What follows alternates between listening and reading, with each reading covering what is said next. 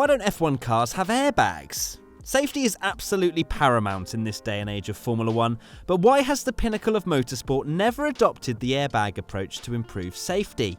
To hardcore F1 fans, this will sound like the silliest question ever, but you know what they say in school, there's never a stupid question. Okay, so let's get on to the reasons why F1 cars don't have airbags, and trust me, there's quite a few of them. Due to the tight restrictions of an F1 cockpit, an airbag going off after a collision would more than likely trap the driver rather than saving them. With how little the driver actually moves with the tightness of their seatbelts, it would make the airbag rather redundant, as the main reason for airbags is to stop the head, protected by a helmet, and chest, which is strapped in by the rigid seatbelts, from hitting hard objects within the vehicle. In a road car, occupants need to move around a lot more to have less restrictive seatbelts. This means that in a crash, airbags need to be deployed to try and ensure that the only things people hit are relatively cushioned.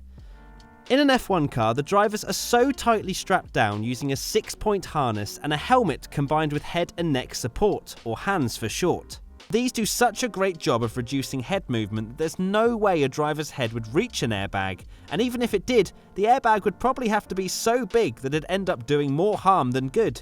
Plus, with steering wheels being so complex, where would it even fit? What about protecting the elbows and knees, Matt? I hear you ask. Nope, there really is no room for an airbag to go inside an F1 car. Besides, sometimes drivers do wear knee pads to prevent their knees from banging into the monocoque or each other, which is kind of a type of airbag, right?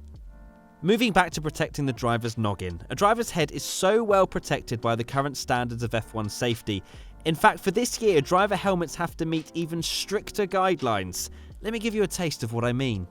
They are tested for standard low velocity and low lateral impacts, advanced ballistic protection, crush, which is a 10 kilogram weight dropped from 5.1 meters, shell penetration, visor penetration, where a literal air rifle with a 1.2 gram pellet is fired at the visor, flammability, which is a 790 degrees Celsius flamethrower onto the helmet to test that it self-extinguishes, and much, much more. These bad boys are the real deal, and it's great to see that safety for the drivers is becoming more advanced year on year.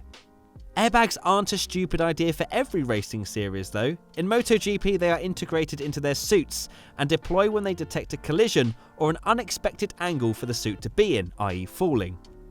It's pretty handy as well if you have a collision with another driver and fancy a bit of a scrap. Simply set off your suit and you will look proper hench, or inflated. My theory hasn't really been tested, alright?